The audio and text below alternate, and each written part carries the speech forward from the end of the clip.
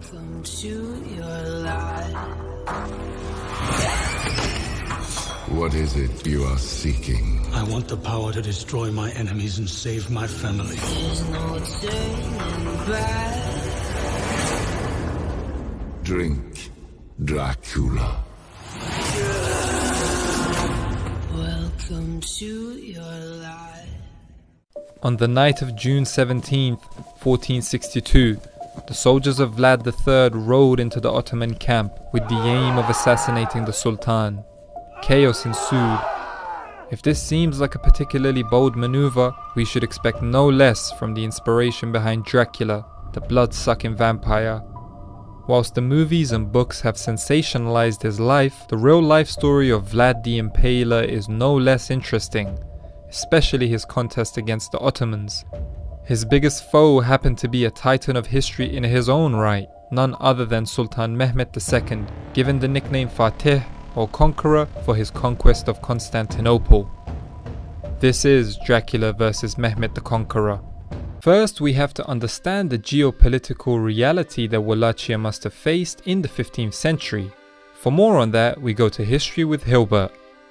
Nestled between the Danube River and the Carpathian Mountains, 15th century Wallachia was a contested space between the two dominant powers of southeastern Europe, the Kingdom of Hungary and the Ottoman Empire. The allegiance of the Wallachian voivode, aka leader, would fluctuate between these two regional giants.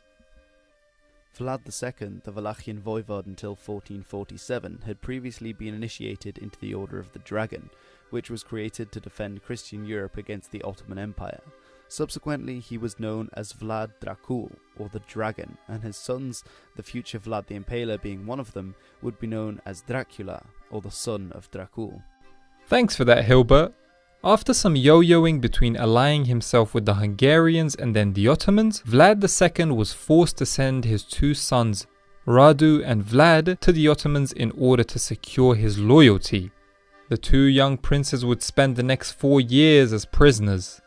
In this time, Vlad came into contact with the man who would go on to become his greatest enemy, the young Prince Mehmet. When Vlad II was assassinated by allies of the influential Hungarian regent Jonas Hunyadi in 1447, the Ottomans released his son Vlad from captivity to contest the Wallachian throne because they believed he would be friendly to their cause. Vlad's fate fluctuated for the next 8 years before finally becoming voivode for the second time in 1456. In the meantime, Sultan Mehmet had ascended the throne, conquered the legendary city of Constantinople, and seemed ready to expand Ottoman presence in the Balkans. After 3 years of paying tribute to Sultan Mehmet, in 1459 Vlad decided to stop paying the customary money and young recruits. He may have pinned his hopes on the prospect of a united Christian effort against the Ottomans in the shape of a crusade. This would not have been new. Remember, in the 1440s, there were 2 crusades against the Ottomans. But in 1459, the Christian kings and princes of Europe were too preoccupied with their own affairs for foreign adventures, and so nothing came of Pope Pius II's call for a crusade. This was not good news for Vlad. During this time, Mehmet was more focused on finishing off the last remnants of the Byzantine Empire in Trebizond and the Morea in Greece. Still, Ottoman raiding parties, aka razzias, into Wallachia and Vlad's reprisals against Ottoman areas simply fueled the inevitability of a major face-off in the end. Late in 1461, Sultan Mehmet and Vlad seemed to have reconciled. Kind of. Vlad informed the Sultan that he did not have the money to pay him, but he could pay him in children and horses. So the Sultan sent an emissary, Hamza Pasha, to Vlad's capital at Targoviste for negotiations. But Wallachia's position in between two major powers would see it once again embroiled in intrigues, because Mehmet discovered Vlad was secretly having discussions with the Hungarian king Matthias Corvinus. So Hamza Pasha set a trap for Vlad by inviting him to Giurgiu, an Ottoman-controlled city on the Danube. But Vlad was far more cunning than his blood-sucking portrayal as a vampire would have you believe. In the 5 or so years he had been leader, he had centralized authority in his realm, albeit brutally, and advanced the capacity of his government by restructuring administration. So it shouldn't surprise us too much to know that Vlad found out about Hamza Pasha's trap. Vlad set up an ambush of his own, capturing Hamza Pasha and his 1,000 soldiers, before moving on Giurgiu. There he managed to get the Ottoman garrison to open the gates to the fortress by disguising himself and speaking fluent Turkish, surely picked up during his time as a prisoner. After killing everyone inside the fortress, he spent the winter of 1461 and 1462 campaigning in southern Wallachia and even northern Bulgaria after he crossed the frozen Danube. Targeting Ottoman sympathizers and Turks, Vlad proudly proclaimed in a letter to the Hungarian king that he had killed 23,884 Turks, and that was not including those who were burned in their homes or those who were beheaded. Thousands of Turks fled south, bringing with them horrific stories that only served to spread panic in the empire. Sultan Mehmet could not allow such an affront to his authority. He was also worried about the prospect of a united European Christian war against him. The conflict now became too big for him to delegate to his viziers and governors, especially after word got back to him that the King of Hungary had given soldiers to Vlad. A joint Hungarian-Wallachian front required his presence, so he personally led an army of up to 50,000 soldiers into Wallachia. Vlad could only field an army of 15 or 20,000, so he could not fight the mighty Ottomans head-on. By May 1462, Sultan Mehmet was on his way. By this time the Danube melted, and Mehmet also made use of his navy, which reinforced him when he was crossing the Danube. On June 1st, the Ottomans were ready to cross the Danube, with Vlad's forces right there to make the landing as difficult as possible. But by June 4th, Mehmet's forces crossed into Wallachia and Vlad had to back off. The summer of 1462 was particularly hot, so Mehmet decided to march on Vlad's capital at Targoviste through the Vlasia forest. Vlad strategically placed contingents of his troops in the forest in order to carry out guerrilla warfare. Vlad had also moved the population and livestock of southern Wallachia up north so that the invading Ottomans would be deprived of living off the land.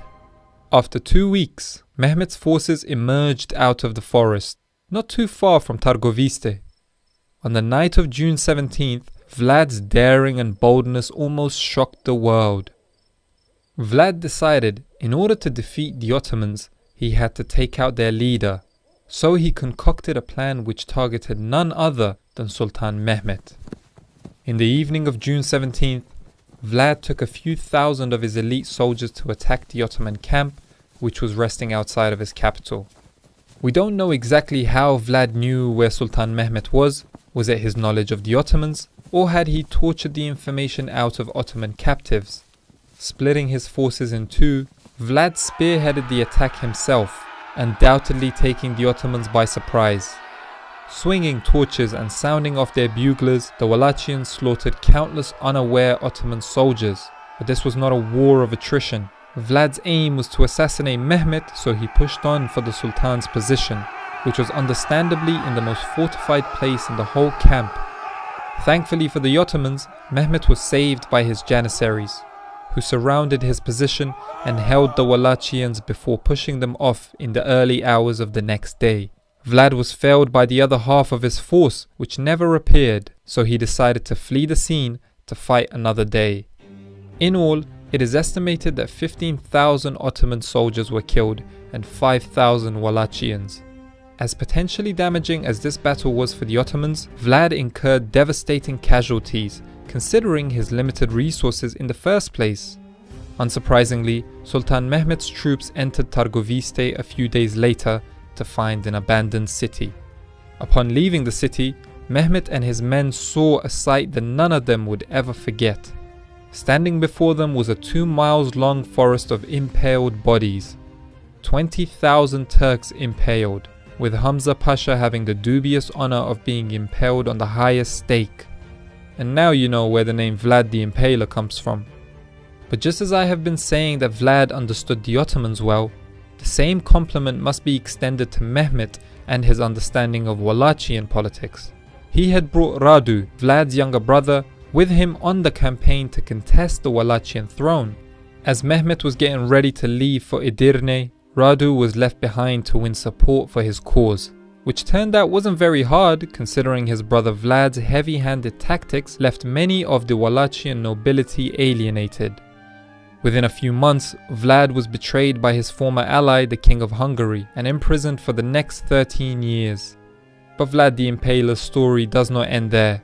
He would find his way back to the Wallachian throne, holding it only for a month or two at the end of 1476 before being killed in a battle with an Ottoman-backed candidate for his throne.